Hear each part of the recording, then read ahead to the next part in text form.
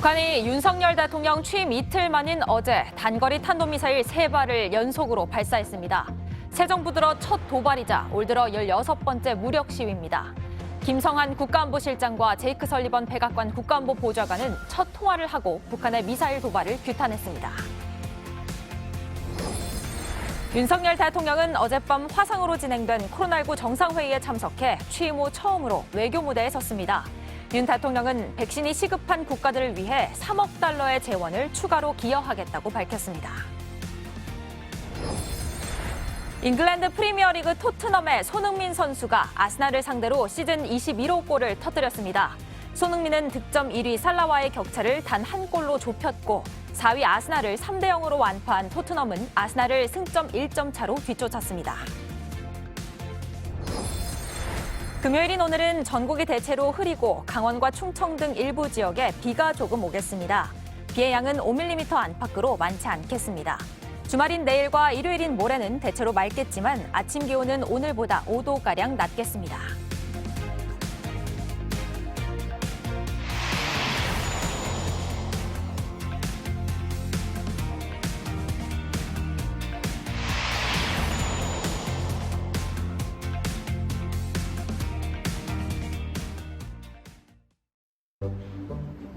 진먼지? 꽃가루? 알러지에 선빵을 날려! 브레스윗! 미리 뿌리면 마이크로 입자가 알러지 성재 차단! 브레스윗 알러지 블로커! 맛있어요 락토핏 어디서나 락토핏 이유는 달라도 선택은 역시 순간당 건강 예쁘단 말보다 분위기 있다는 말이 더 좋아. 그 분위기 옷에서 나와. 비켜줄래? 퀴닛에선 우리 분위기가 주인공이야. 퀴닛. 건강한 잇몸. 씹고 뜯고 맛보고 즐기고 이게 바로 행복입니다. 이가탄으로 맛있게 이가탄으로 튼튼하게 4가지 복합 성분 이가탄 시작하세요. 아시죠? 이가탄. 시청자 여러분 안녕하세요. 설레는 하루를 만드는 습관 아침엔입니다. 한 주의 마지막 평일입니다. 어젠 북한이 첫 코로나 확진자가 발생한 상황에서 무력 도발을 했지요. 오늘도 살펴볼 소식들이 많은데요. 먼저 이도성 기자, 오늘 아침엔 코너에서는 어떤 소식 준비돼 있을까요? 네, 먼저 스포츠 소식입니다. 토트넘 손흥민이 시즌 21번째 골로 득점 경쟁에 불을 붙였습니다. 득점 선두 리버풀 살라에 단 한 골 차로 추격하며 아시아 선수 최초 득점왕에도 도전하고 있는데요. 3대0 승리를 이끌면서 치열한 순위 경쟁 중인 토트넘에 힘을 보탰습니다. 잠시 후 오늘 아침엔에서 전해드리겠습니다. 네, 기쁜 소식이네요. 그리고 안일근 기자, 지금 앞서도 언급을 잠시 했지만 북한의 코로나 상황 어느 정도로 심각한 건가요? 네, 어제 하루만 18,000여 명의 발열자가 새로 발생했고 6명이 사망했다고 조금 전 밝혔습니다. 김정은 국무위원장은 국가비상방역사령부를 방문하는 등 총력 방어 체제에 들어갔습니다. 핀란드는 지체 없는 나토 가입을 선언했고 러시아는 강력 반발했습니다. 네, 이 소식은 아침엔 월드에서 더 자세하게 짚어보겠습니다. 오늘 아침엔 라이프에서는 개봉 영화 소식도 전해드립니다. 5월 13일 금요일 아침엔 시작합니다.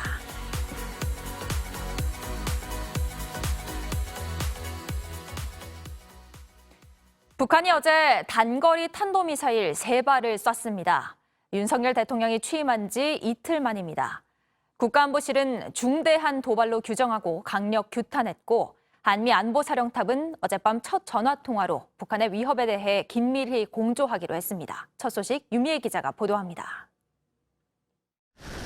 합동참모본부는 어제 오후 6시 30분쯤 북한이 동해상으로 단거리 탄도미사일 3발을 발사했다고 발표했습니다. 새 정부 들어 처음이자 올해 들어 16번째 도발입니다. 북한이 올 들어 한 번에 3발의 탄도미사일을 쏜 것은 처음입니다. 단거리 탄도미사일의 비행거리는 약 360km, 고도는 90km, 속도는 약 마하 5로 탐지하였으며 세부 재원은 한미 정부 당국이 정밀 분석 중에 있습니다. 이번 미사일은 초대형 방사포로 추정되는데 이는 대표적인 대남용 무기 중 하나로 꼽힙니다. 군 당국은 이번 발사를 위협이 아닌 도발로 규정했습니다. 대통령실은 강력 규탄했습니다. 김성한 국가안보실장 주재로 긴급회의를 열고 실질적이고 엄정한 조치를 취해 나갈 것이라고 경고했습니다. 김 실장은 제이크 설리번 미국 백악관 국가안보 보좌관과도 통화했습니다. 한미 안보사령탑의 첫 통화로 북한의 위협에 긴밀히 공조하며 한반도의 완전한 비핵화라는 공동의 목표를 진전시켜 나가기로 했습니다. 이번 도발은 조 바이든 미국 대통령의 방한과 한미 정상회담을 일주일여 앞둔 시점입니다. 한국의 새 정부를 길들이는 동시에 한미 양국을 압박하려는 의도로 풀이됩니다. 조 바이든 미국 대통령은 오는 20일 한국을 방문해 21일 윤석열 대통령과 첫 정상회담을 합니다. JTBC 유미입니다. 어제 오전 북한은 처음으로 코로나19 확진자가 나왔다고 밝혔습니다. 그동안 확진자가 한 명도 없다고 해온 북한이 국가 비상사건이라며 스스로 먼저 알린 건데요. 조금 전 들어온 소식에 따르면 어제 하루 북한의 코로나 발열자가 18,000명, 사망자는 6명 발생한 것으로 전해졌습니다. 이지은 기자의 보도입니다. 북한은 코로나 확진자가 나왔다고 스스로 공개했습니다. 조선중앙통신은 오미크론 변이로 확인됐다고 전했습니다. 2년 3개월에 걸쳐 굳건히 지켜온 우리의 비상방역 전선에 파공이 생기는 국가 최중대 비상사건이 발생하였습니다. 확진자 수는 정확하지 않지만 발열자들이라고 한 만큼 여러 명으로 보입니다. 북한이 첫 확진을 알린 건 더는 비공개로 하기 어려웠기 때문이라는 관측이 나옵니다. 실제로 북한 당국은 평양 주민들을 급히 귀가시켰고 봉쇄 조치를 취한 것으로 알려졌습니다. 북한은 지난달까지도 세계보건기구 WHO에 감염 사실을 보고하지 않았습니다. 북한은 국제사회가 주겠다던 백신도 모두 거부해왔습니다.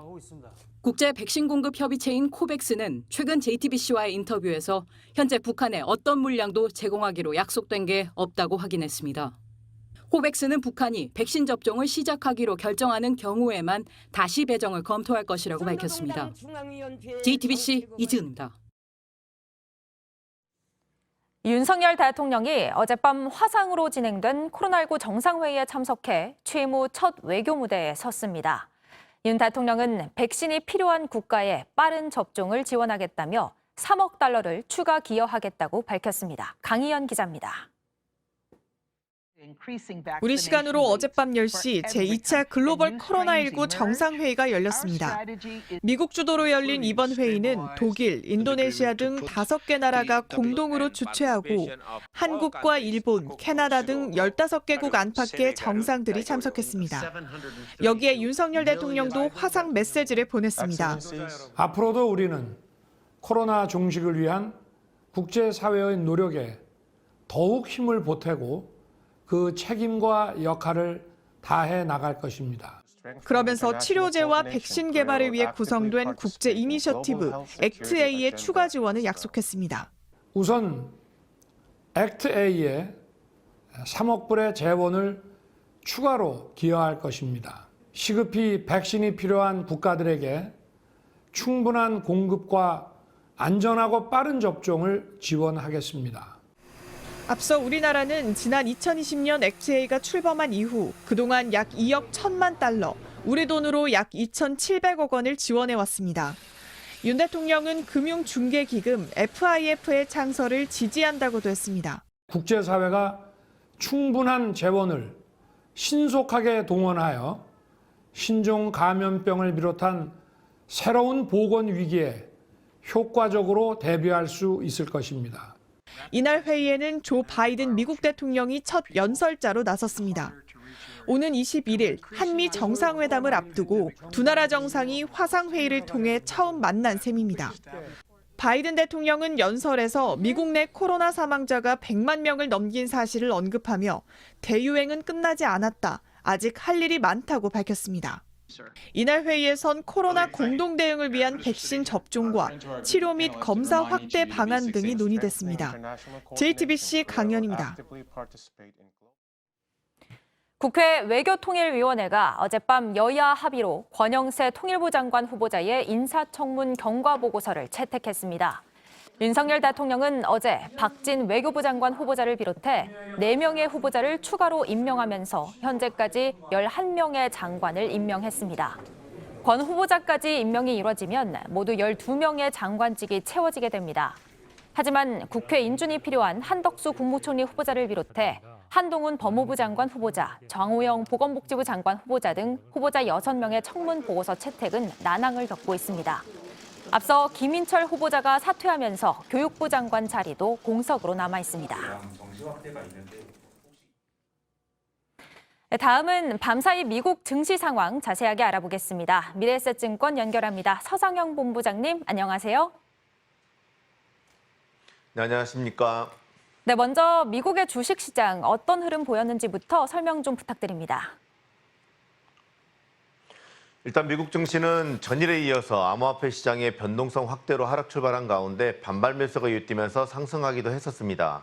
다만 이제 악재성 재료가 유입된 애플 같은 일부 종목의 낙폭이 확대되자 재차 하락 전환하는 등 경기 침체 우려로 안전자산 선호 심리가 높아서 투자 심리는 위축되었고요. 그러나 장 마감 앞두고 이제 과매도 기대와 데일리 샌프란시스코 연은 총재의 발언으로 나스닥은 상승 전환하는 등 낙폭이 축소되면서 마감을 했습니다. 하루 중에도 좀 오르락 내리락 변화하고 있는데요. 어떤 이유 때문인지 구체적으로 좀 짚어주시죠. 일단 높은 수준의 물가로 인한 소비 둔화로 경기 침체 이슈가 부각되면서 달러화가 20년 내 최고치를 기록하고 국채금리는 급락하고 주가는 하락하는 등 안전자산 선호 심리가 높아졌습니다. 이를 촉발시킨 이슈는 암호화폐 시장의 변동성과 애플의 하락 등으로 추정되고 있는데요. 먼저 암호화폐 시장은 스테이블 코인이 급격하게 하락을 해서 신뢰성에 의문이 부각되자 금융시장에 대한 우려를 자극을 했습니다. 그러나 이날 앨런 재무장관이 청문회를 통해서 이 정도 규모가 금융 안정에 대한 위협이 되지는 않는다라고 언급을 해 관련 우려를 완화시켰지만 영향력은 좀 제한되었었습니다. 한편 이제 애플은 부품업체인 폭스콘이 중국의 경제 봉쇄로 공급망 불안을 발표하자 하락을 지속을 했었고요. 그러나 애플은 공급망 불안에 대처할 수 있는 충분한 강점을 가지고 있어서 최근 하락은 과다하다는 평가가 많았었습니다. 그럼에도 불구하고 일부 악재성 재료에 민감한 반응을 보이고 있다는 점은 전반적인 투자 심리가 극도로 위축되어 있기 때문으로 추정되고 있습니다. 오늘도 이러한 위축된 투자 심리로 시장 참여자들은 높은 인플레이션에 따른 소비 둔화와 그로 인한 경기 침체 우려를 이유로 주식시장의 장중 하락을 부추겼다고 볼 수가 있고요. 그렇지만 여러 지표를 통해서 경기 침체 이슈는 과다하다는 평가가 있기 때문에 반등을 하면서 낙폭을 축소하면서 마감을 했습니다. 네, 그렇군요. 또 어제도 한국의 주식시장은 크게 하락을 했었는데요. 오늘은 어떤 흐름 보일까요? 일단 미국 증시가 높은 인플레이션으로 인한 소비 둔화를 이유로 경기 침체가 이슈가 이제 부각되자 장중에 하락한 점은 국내 증시에는 부담을 줄 것으로 판단하고 있습니다. 그렇지만 미 증시의 하락 요인들은 전일 한국 증시에 많은 부분 반영이 되었다는 점을 감안하면 미 증시에 이어서 과매도에 대한 기대가 높아져 한국 증시의 반등 가능성은 높습니다. 이를 감안해서 한국 증시는 보합 출발이 예상되고 그 뒤에 반발 매수 심리가 높아서 반등이 예상된다고 봐야 될 것 같습니다. 네, 우리 증시는 그래도 좀 반등이 될지 기대를 해보겠습니다. 지금까지 서상영 미래에셋증권 본부장이었습니다. 어제 열린 윤석열 정부 첫 임시 국무회의에서 코로나 손실 보상을 위한 59조 원 규모의 추가 경정 예산안이 통과됐습니다. 소상공인과 자영업자에게 최대 1,000만 원의 손실 보전금을 지급할 예정인데요. 소상공인 단체는 손실 보상의 소급 적용 약속이 지켜지지 않았다고 반발하는 한편 다른 쪽에선 이렇게 돈을 풀면 물가 잡기가 쉽지 않을 수 있다고 우려했습니다. 서유정 기자입니다. 윤석열 정부는 소상공인에게 최소 600만 원, 최대 1,000만 원을 주기로 했습니다. 명칭은 손실보전금입니다. 코로나가 퍼진 재작년 초부터 손실보상을 해주기 시작한 지난해 7월 이전까지 보상을 못 받은 1년 반 몫을 준다는 취지입니다. 그 기간 영업 제한을 당한 업종이라면 실제 손해를 받건 안 받건 최소 600만 원을 무조건 받습니다. 손해를 본 소상공인은 여기에 최대 400만 원을 더해 1,000만 원까지 받을 수 있습니다. 소상공인 단체는 600만 원 일괄 지급 결정은 환영하면서도 소급 적용 약속이 지켜진 게 아니라고 지적합니다. 소급 적용을 우리는 해달라고 원하는 건데 플러스 알파가 1,000만 원인 것 같아요. 보니까 그 완전한 손실 보상은 정부에서 안 해준다고 봐요. 그래서 나머지는 소송으로 진행할 겁니다. 정부는 당장 소상공인 입장을 추가로 반영하지는 않은 채 지원안을 국회에 낼 걸로 보입니다. 소상공인 지원을 포함해 방역 보강 등을 위해 총 59조 원 규모의 추가 경정 예산안을 짰습니다. 재원은 나라 빚을 내지 않고 기존 예산에서 짜내기로 했는데 50조 원 이상을 올해 더 거쳤거나 거칠 세금으로 충당한다는 계획입니다. 올해 더 거칠 세금은 법인세 29조 원, 근로소득세 10조 원, 양도세 11조 8천억 원 수준이라고 정부는 설명했습니다. 소위 말해서 대기업들이 작년 이익 실적이 좋았기 때문에 그 영향으로 금년에 세수 실적이 굉장히 좋다. 물건에 붙는 부가세도 많이 거칠 걸로 보입니다. 지난 3월까지 누적 부가세는 22조 1천억 원으로 전년 대비 4조 5천억 원이나 증가했습니다. 올해 하반기에 이제 코로나도 풀리고 다른 이제 어떤 소비가 증가하고 하면 부가세도 저희가 예상한 것보다 증가하지 않을까 하는. 이렇게 한꺼번에 돈이 풀리면 가뜩이나 오르고 있는 물가가 더 오를까 우려하는 목소리도 나옵니다. 사실은 덜 쓰면서 효율적으로 써야 되는 거죠. 물가도 걱정되는데 경기도 걱정되고 소상공인도 걱정이 되잖아요. 하지만 정부는 물가에 미치는 영향이 크지는 않다는 입장입니다. 그동안 손실이 컸던 만큼 소상공인 대부분이 지원금을 먹고 입는 데 쓰기보단 밀린 임대료를 내거나 대출금을 갚는 데 쓸 거라고 보는 겁니다. JTBC 서유정입니다. 경유값이 14년 만에 휘발유값을 앞지르더니 역대 최고가 행진을 이어가고 있습니다. 당장 힘들어진 건 경유를 넣고 하루 종일 도로를 달리는 화물차 기사들인데요. 이달부터 유류세 인하 혜택이 30%로 늘어났지만 현장에선 거의 느끼지 못하고 있습니다. 정원석 기자가 취재했습니다. 화물차 기사 김진영 씨는 한 달에 서울, 부산을 보통 12번 왕복합니다. 10,000km 이상 타는데 연초보다 기름값 부담이 너무 크게 늘었다고 말합니다. 올 들어 경유값이 리터당 400원이나 뛰었기 때문입니다. 매 회전 시 4만 원 정도를 유가 보조를 못 받고 기름값 오른 기름값으로 저희가 6만 7천 원 정도를 더 내는 거예요. 저희가 12바퀴를 돈다 그랬잖아요. 11만 원씩 낸다 그러면 저희가 대략 132만 원, 184만 원 정도를 더 내면서. 전국 주유소의 평균 경유 가격은 1953.29원으로 5.7원 올랐습니다. 14년 만에 휘발유 값을 넘어섰는데 한 발 더 나아가 역대 최고가를 돌파했습니다. 지금까지 가장 높은 가격은 2008년 7월에 1947원대였습니다. 기사들은 이달부터 유류세 인하폭이 20%에서 30%로 늘고 깎였던 유가 보조금도 일부 지원받기로 했지만 체감되지 않는다고 합니다. 그동안 유가 보조금이 많이 깎여서 이 정도로는 보전이 안 된다는 겁니다. 유가 보조금은 유류세에 연동돼 있어서 지난해 11월 유류세를 내리면서부터 보조금이 줄었습니다. 유가 보조금은 오히려 그대로 해도 지금 유류비를 더 많이 지불해야 되는 상황인데 오히려 보조금까지도 같이 깎이는 상황이니까 그래서 그 부분을 좀 보존할 수 있는 그런 제도나 아니면 그런 정책을 좀 다시 한번 검토해야 되지 않나. 여기에 껑충 뛴 요소수 가격도 부담을 더합니다. 지난해 하반기 요소수 대란 이후 수급 사정은 나아졌지만 가격은 1년 전과 비교하면 여전히 배 수준입니다. JTBC 정원석입니다. 다음 주 바이든 대통령의 방한과 첫 한미 정상회담을 앞두고 한미 양국이 북한 문제 공동 대응에 보조를 마치고 있습니다. 우크라이나 전쟁에 깜짝 놀란 핀란드는 지체 없는 나토 가입을 선언했습니다. 아침엔 월드 시작합니다. 오늘도 국제외교본부 심층 취재 담당하는 안혜근 기자 만나보겠습니다. 네, 오프닝에서 전해드렸었지만 지금 북한의 코로나 발생 상황이 심각한 것 같아요. 네, 어제 하루 18,000여 명의 발열자가 새로 발생했고 확진자는 아닙니다. 예. 그리고 사망자도 6명이 발생했다고 조금 전 공개를 했습니다. 4월 말부터 원인을 알 수 없는 열병이 전국적 범위에서 폭발적으로 전파 확대됐고 짧은 기간에 35만여 명의 유혈자, 즉 발열자죠. 발열자가 나왔고 그중 16만 2,200여 명이 완치됐다고 했습니다. 현재 격리와 치료를 받는 사람도 18만 7,800여 명에 달한다고 했습니다.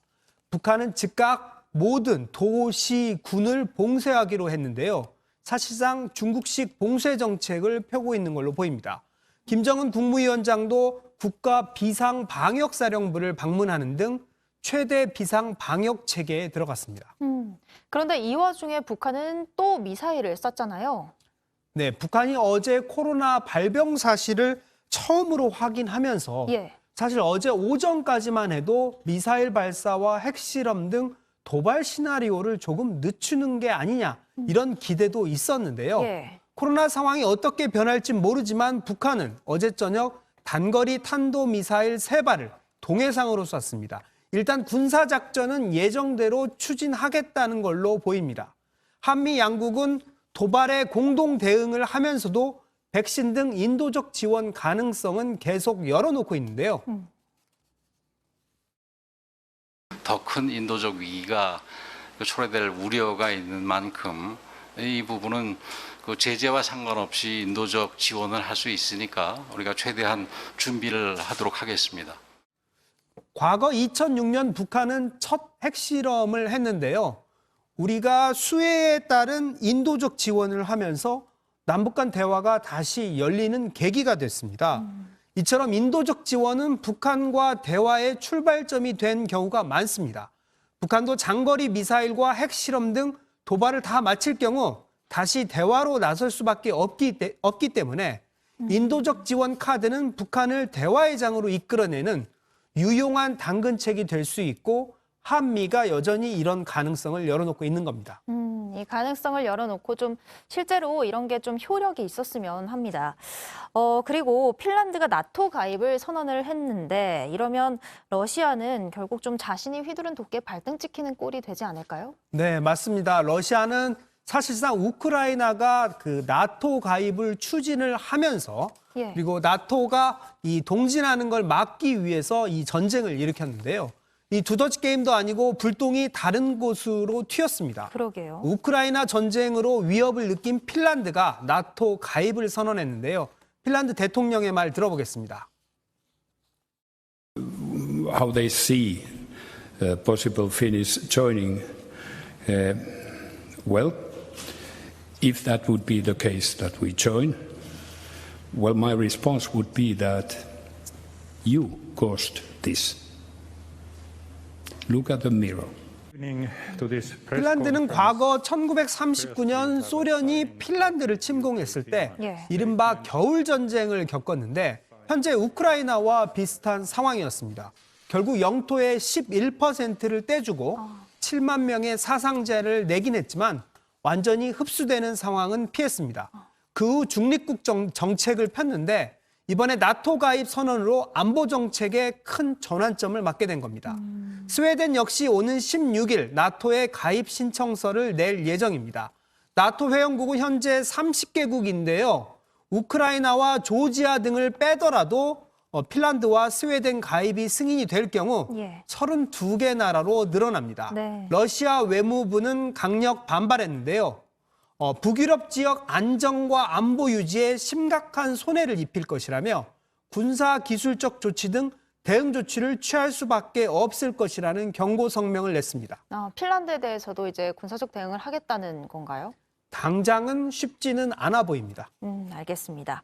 네, 그리고 마지막으로 유엔이 러시아의 전쟁 범죄 의혹도 조사를 하기로 했습니다. 네, 밤사이 유엔 인권이사회가 특별 회의를 열어 러시아의 전쟁 범죄 의혹을 조사하기로 결의안을 통과시켰는데요.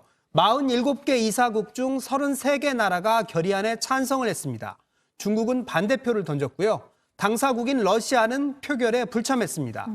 이런 가운데 CNN은 지난 3월 16일 키이우 외곽의 한 자동차 전시장에서 전시장 주인과 경비원이 러시아군 총격에 살해당하는 장면을 공개를 했는데요. 이 피해자들은 러시아군의 몸 수색까지 받았지만 등을 돌리자마자 뒤에서 바로 조준 사격을 하는 장면이 고스란히 담겼습니다. 이들은 직원들을 해치고 난 뒤 전 시장을 뒤지고 술을 따르고 건배를 하는 등 행동을 태연하게 하기도 했습니다. 아이고, 좀 잔인하고 끔찍한 사건입니다. 네, 여기까지 듣겠습니다. 지금까지 안익은 기자였습니다.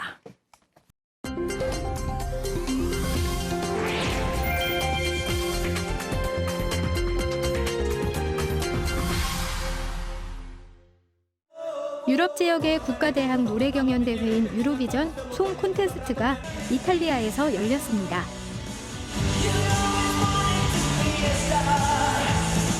결선행을 결정짓기 위해 독일, 프랑스, 영국 등 세계 각국에서 제주꾼들이 모였는데요. 그런데 이게 지금 노래 실력을 뽐내려고 나온 거 맞나요? 무대 위에 황소노형을 올려놓고 역동적으로 로데오 게임을 펼치는가 하면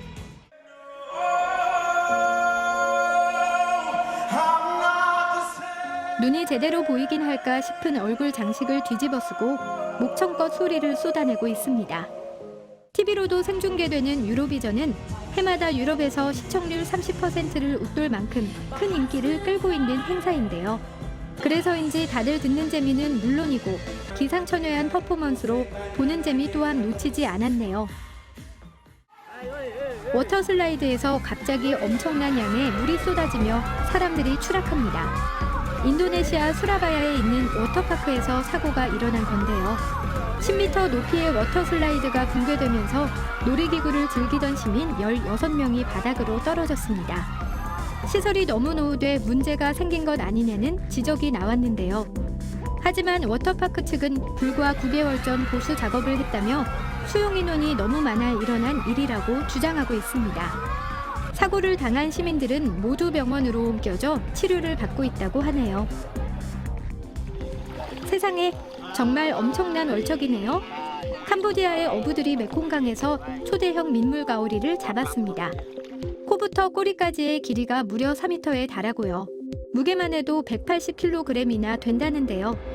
위기종을 관리하는 생태계 환경보호재단이 어부들의 보고를 받고 출동해서 가오리를 다시 강으로 돌려보냈습니다. 세계자연기금에 따르면 이 가오리는 지구상에서 가장 크고 무거운 민물고기 종이라는데요. 무분별한 조업과 수질오염으로 개체수가 빠르게 감소하고 있다고 하네요.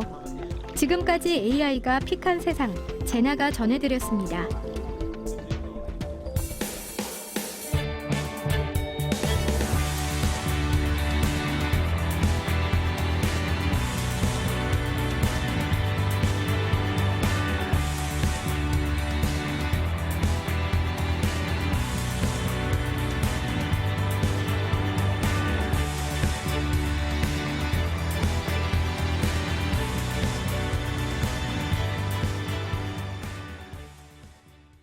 더불어민주당의 3선 의원인 박완주 의원이 성비위 사건으로 제명됐습니다.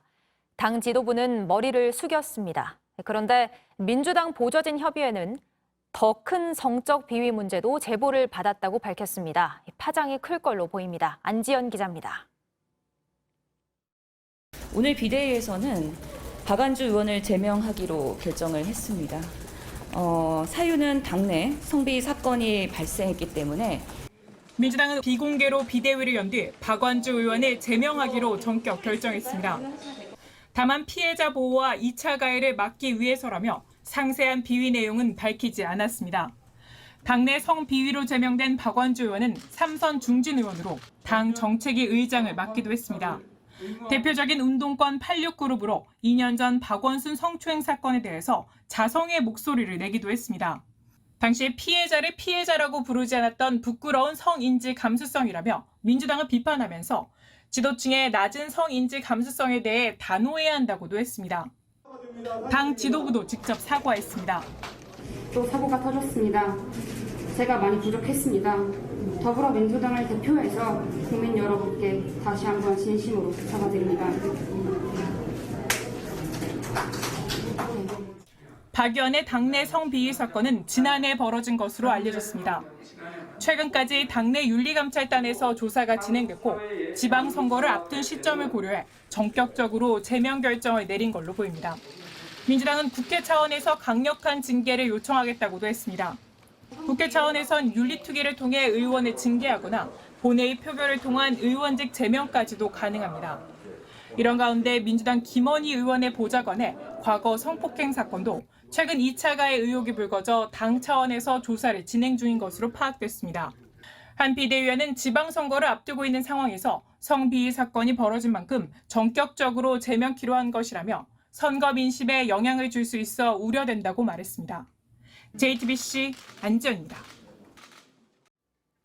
1987년 5월 첫 호를 낸 월간 에세이가 창간 35주년을 맞았습니다. 월간 에세이는 문인들만 앞세우는 수필지가 아니라 독자들도 에세이를 곁에 두고 함께 즐길 수 있는 문예지를 만들어야겠다는 목표로 출발했습니다. 그동안 월간 에세이를 거쳐간 필자는 2만여 명에 달합니다. 감회가 깊지요. 또 하나 결호 없이 순탄하게 30년 정도 동안 왔다는 게 참 힘은 들었지만 그래도 순탄하게 잘 왔습니다. 주말이 시작되는 금요일 아침 앤 라이프 나원정 중앙일보 영화 담당 기자와 함께 이번 주 개봉 영화 만나보겠습니다. 어서 오세요. 네, 안녕하세요. 네, 오늘 첫 번째 영화가 제2차 세계대전 배경을 한 첫 전쟁 첩보 블록버스터라고요. 네, 영화 민스미트 작전인데요. 1940년대 2차 세계대전 당시에 연합군의 아주 기발한 첩보 작전 실화를 담은 영화입니다. 당시 연합군이 승리의 발판을 마련한 아주 결정적인 작전으로 꼽히는데요. 당시 영국을 중심으로 한 연합군과 독일 나치는 서유럽 진출의 전략적 요충지인 이탈리아 섬 시칠리아를 두고 서로 차지하려던 상황인데 이미 나치군은 그 시칠리아에 23만 병력이 주둔해 있던 상황이었어요. 그래서 연합군은 바로 이 병력을 분산시키기 위해서 민스미트 작전을 펴게 됩니다. 영화 셰익스피어인 러브로 아카데미 7관왕에 올랐던 존 매든 감독이 배우 콜린 퍼스와 다시 뭉쳤고요. 이 전쟁 실화, 시대극 좋아하시는 그런 팬들은 묵직하게 즐기실 만한 영화입니다. 이 민스미트가 뭔지 궁금해서 찾아봤더니 영국의 전통 음식이라고요? 네, 맞습니다. 이게 건과일과 향신료를 섞어서 만든 파이 속재료인데요. 고기가 안 들어가도 미트, 즉 영어로 고기라는 표현이 이름에 들어가거든요. 이 작전 내용도 실제 없는 미끼로 나치를 속이려는 겁니다. 네. 영국 런던에서 발견된 한 노숙자의 시신을 영국 해군 소령의 어떤 시신으로 꾸며내서 그의 옷 속에 있는 단서를 가짜로 흘려서 나치가 이걸 보고 시칠리아 섬에서 병력을 철수시키게 하려는 건데요. 실제 이 소령이 존재를 했던 것처럼 품 안에 연인의 사진이라든지 공연 티켓, 메모까지 한 사람의 인생을 빈틈없이 만들어냅니다. 네. 콜린 퍼스가 연기한 연합군의 영국 해군 정보 장교가 바로 이 작전을 동료들과 이끕니다.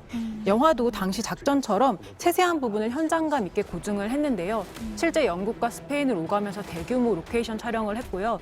그리고 당시 작전에 투입이 됐던 지갑 속의 반지, 연애편지 영수증까지 아주 완벽하게 고증을 했다고 합니다. 와, 이 작전 참여자 중에 우리가 알만한 사람도 있다고 들었는데 누군가요? 네. 바로 이언 플레밍인데요. 세계적인 첩보물인 007 시리즈의 원작자예요. 네. 실제로 이 플레밍은 당시에 이 작전에 투입됐던 20위원회의 일원이었던 해군 정보국장의 조수였다고 합니다. 플레밍이 당시 한 소설에서 영감을 받아서 이 작전 초안을 작성을 했고 바로 여기서 기발한 민스미트 작전이 출발을 했다고 합니다. 세계 1억 부 이상 이 소설 팔린 007 시리즈의 저력은 바로 이런 실제 경험에서 나왔다고 생각이 됩니다. 그러니까 실제로 이 007 작가의 민스미트 작전의 아이디어를 낸 거였네요. 그럼 다음은 어떤 영화일까요? 이번에는 프랑스 파리로 가보려고 하는데요. 바로 영화 파리 13구입니다. 프랑스의 70세 거장 감독 자크 오디아르가 데이트 앱 시대의 사랑을 흑백의 영상에 담았는데요. 이 영화는 명문대를 나오고도 콜센터 직원을 전전하는 중국계 에밀리가 주인공인데 에밀리는 갓 룸메이트가 된 아프리카계 교사 카미유와 뜨거운 밤을 보냅니다. 또 카미유는 계속 공부를 하고 싶지만 생계를 위해서 부동산 일을 하게 되거든요. 여기서 바로 이 법대생 노라를 만납니다. 노라는 봄방학 파티에서 금발 가발을 썼다가 온라인 포르노 스타로 오인을 받아서 괴롭힘을 당하게 되는데요. 이 제목에 나오는 13구라는 게 파리의 20개 행정구역 중에서 다인종 다문화가 섞여 살아서 파리 안에 아시아라고 불리는 그런 지역인데요. 이 파리에 오래 살았던 감독이 파리 같지 않은 느낌을 주려고 흑백 영상을 택했다고 합니다. 아주 색다른 파리를 여행하실 만한 그런 영화입니다. 파리 같지 않은 느낌을 주고 싶어서 일부러 흑백 영화를 선택했다는 게 굉장히 인상 깊네요. 근데 이게 70대 노장 감독이에요. 아무래도 젊은 세대의 연애담을 연출하기에는 좀 어려움이 있지 않을까 싶기도 한데. 네, 원래 이 자크 오디아르가 시나리오 작가 출신이어서 이전에는 이민자를 주제로 한 디판이라든지 또 예언자 같은 작품으로 칸 영화제에서 잇따라 상을 받았던 그런 감독이거든요. 근데 이번에는 좀 색다르게 원작이 있는 작품을 선택을 했습니다. 예. 바로 일본계 미국인 만화가 에드리언 토미네의 단편 그래픽 노블을 여러 번 섞어서 실제 파리지앵들의 삶을 이제 버무려낸 건데요. 영화 타오르는 여인의 초상으로 차세대 프랑스 거장으로 떠오른 셀린 시아마 등 40대, 30대 여성 공동 각본가들이 참여해서 이 젊은 시선을 영화 속에 불어 넣었습니다. 그렇군요. 네, 잘 들었고요. 이 파리 하니까 생각이 나는데 나원정 기자도 다음 주에 파리에 가죠. 네, 정말 파리는 아니지만 프랑스에 가죠. 파리를 거쳐서 가던지 3년 만에 출장해서 좀 이렇게 떨리는데 실제 올해 한국 영화들이 참 칸 영화제에 많이 초청이 됐어요. 네. 그래서 작년에도 코로나 시국이지만 대면 개최는 됐었는데 한국 영화가 경쟁 부문에 없었거든요. 올해는 좀 저희가 좋은 소식을 들고 왔으면 좋겠네요. 그래서 앞으로 2주 동안은 우리 나원정 기자를 볼 수 없을 것 같아서 좀 아쉽기도 하고 저로서는 많이 그리울 것 같은데요. 파리에서 우리 영화 수상 소식 꼭 전해주셨으면 좋겠습니다. 네, 오늘 수고 많았습니다. 네.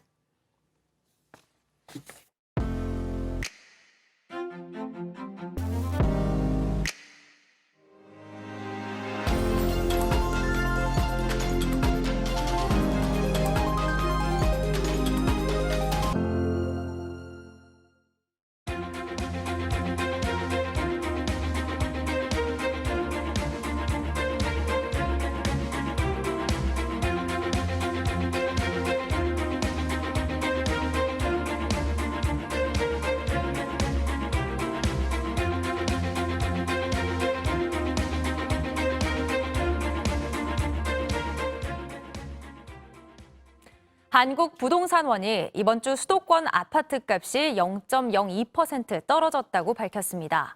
13주 연속 내리다가 지난주 보합으로 돌아섰는데 한 주 만에 다시 떨어진 겁니다. 사흘 전 다주택자 양도세를 깎아주는 정책이 시행되면서 집을 내놓은 다주택자는 늘었지만 집을 사려는 사람은 많지 않기 때문인 것으로 분석됩니다. 부동산 빅데이터 업체 아실에 따르면 서울 아파트 매물은 어제 기준 5만 7천 건으로 사흘 새 2천 건 늘었습니다. 삼계탕과 치킨용 닭뿐만 아니라 백숙과 닭볶음탕에 쓰는 토종닭까지 업체들이 밀자고 한꺼번에 값을 올렸던 것으로 드러났습니다. 공정거래위원회는 하림과 참프레 등 닭고기 업체 9곳과 한국토종닭협회에 담합 혐의로 총 과징금 6억 9,900만 원을 부과했습니다. 업체들은 닭값이 떨어지면 일시적으로 출고량을 줄인 뒤 닭값을 올리는 방식으로 담합을 했습니다. 구자학 아워홈 회장이 어제 오전 노환으로 별세했습니다. 향년 92세입니다. 구 회장은 1930년 고 구인회 LG그룹 창업주의 셋째 아들로 태어났습니다. 럭키금성그룹 부회장, LG건설 회장 등을 역임한 고인은 2000년 그룹에서 독립해 단체급식 회사인 아워홈을 설립했습니다. 현재 아워홈은 고인의 셋째 딸인 구지은 부회장이 이끌고 있습니다. 날씨입니다. 금요일인 오늘은 전국이 대체로 흐리고 강원과 충청 등 일부 지역에 비가 조금 오겠습니다. 낮 최고 기온은 서울 26도, 대전 25도 등 15도에서 26도의 분포를 보이며 어제보다 1에서 3도가량 낮겠습니다. 오후부터는 강원과 충청, 일부 남부 내륙에 5mm 안팎의 비가 조금 내리겠습니다. 주말인 내일은 맑고 포근한 봄 날씨가 이어질 전망입니다. 저희가 준비한 소식들 여기까지입니다. 건강하고 즐거운 주말 보내시기 바랍니다. 함께해 주신 여러분 고맙습니다. 아침엔 JTBC.